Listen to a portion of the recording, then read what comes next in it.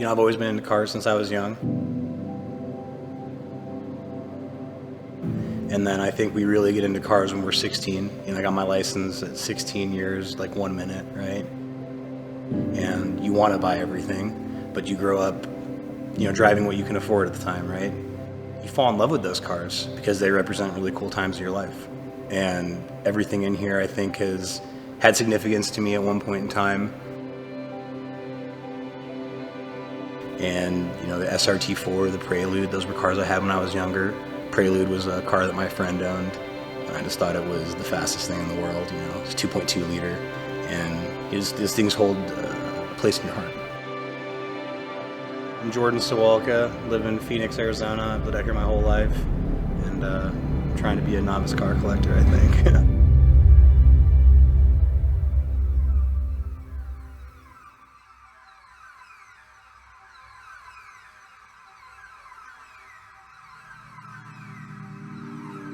When I was a kid, I would ride home. I ride my bike home every day from school, and like 4 or 5 houses down from mine was an old hot rodder. His name was Ray Mann, and he's retired FDNY. He's a super cool dude, and he was just so hospitable to me, right? And he was kind of redoing his 56 he had at the time, Bel Air, just like that car, and it was just, I was in awe. Like, I loved that car. It was like my halo car, you know, well out of my league. I mean, I'm 9 years old, right? And for 5 years I went there almost every day after school while he did these cars, and they were all black. You know, he told me, you can have any color car, they're all beautiful in their own way, but you can tell when you take care of a car when it's black. And that just always stuck out, right? And I think that imprint it's probably one of the most important cars in here because it made everything black.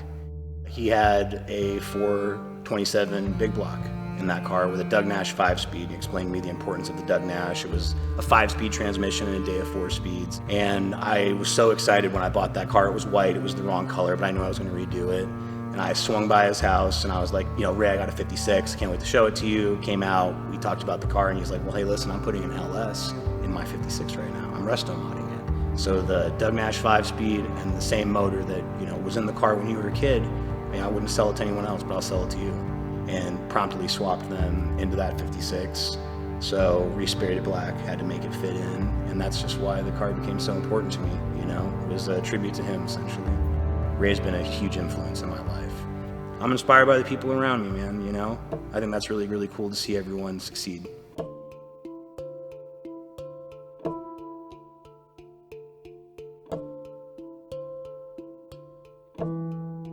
I've had success in enjoying what I'm doing, and I think that you have to get to a point where everything can't be about money, right? And I've learned that if I buy something that's not black, I can sell it, I can part with it. I'm pretty terrible at parting with cars sometimes. I think the thought process now here is to just buy quality vehicles.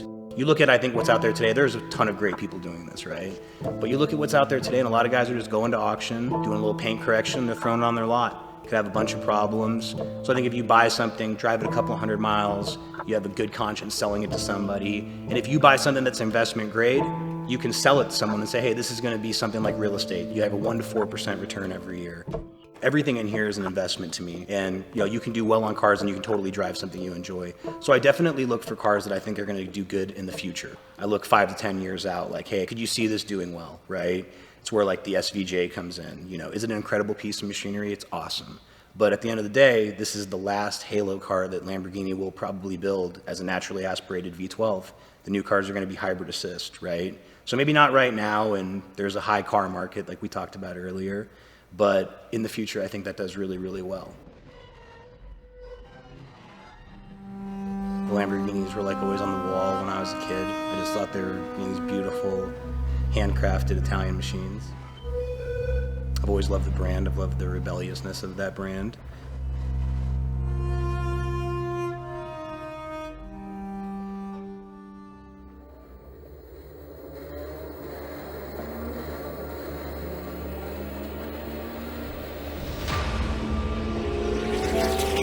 Everything goes to Japan from the tuner culture. Getting to own the HKS car has just been an honor. That brand has just always been so incredible to me. Options videos, you know, I always found the brand to be super cool. I don't want to say it was secretive, but they do everything in-house. Everything is built in-house. I think a lot of tuner shops are an assembler of parts, and I was always blown away that HKS did everything in-house. Part development, engineering, the carbon fiber division. I would have never known that until I bought the HKS car, right? So I just think it was such an honor to own that car, and then to own it from one of the most renowned builders in the world. And then probably going back to just how appreciative Japanese people are of the culture, the S in HKS is Sigma, and that was the first bank that gave them a loan. So to think that this company created their name, and they put the bank that gave them their loan, they were so appreciative for that opportunity. Look, today it's a publicly traded company in Japan. It's one of the most sought after tuners in the world. And it was sad, man, when it came to an end. It was bittersweet, when the car got loaded up to head to America. I remember actually being really bummed to have the experience end. And then also, this car's lived at HKS as they took delivery of it new. It was the parts development car for the 33 platform. All the jigs were made. It was a world record holder at the time. It did 0 to 300 km, 1750 and change, and the Senna does that today. So to think about that mind-warping speed in 96 to set those records, and it was sad to watch that car leave its country, its home, right? Every day I talked to them. They'd send me picture progress, and it was like a dream come true.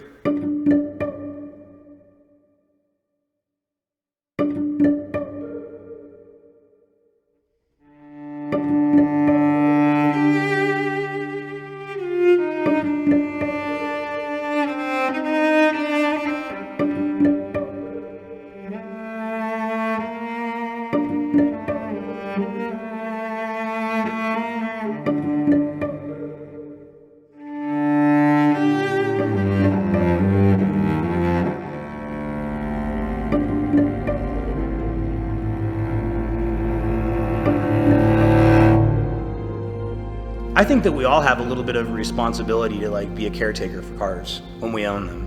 So you can drive it, enjoy it, but just take care of it, right? They're machines, and if well taken care of, they'll be here longer than us. So the legacy can keep continuing as long as you take care of something, right? When you do something you love, you don't work. And I can remember the first night when I worked in the career that really built where I am today. It was euphoric. I couldn't believe I was working. I was driving, which I love driving, and I was like, man, this is incredible. I was driving down the 10 at 2 in the morning, listening to Pink Floyd, making money, and I just kind of couldn't believe that this was real.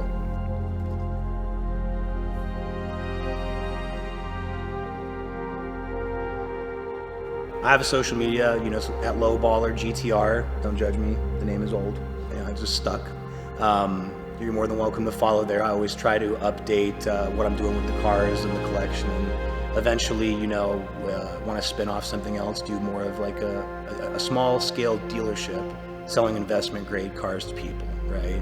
So that'll come soon, the collection agency. So feel free to look that up too,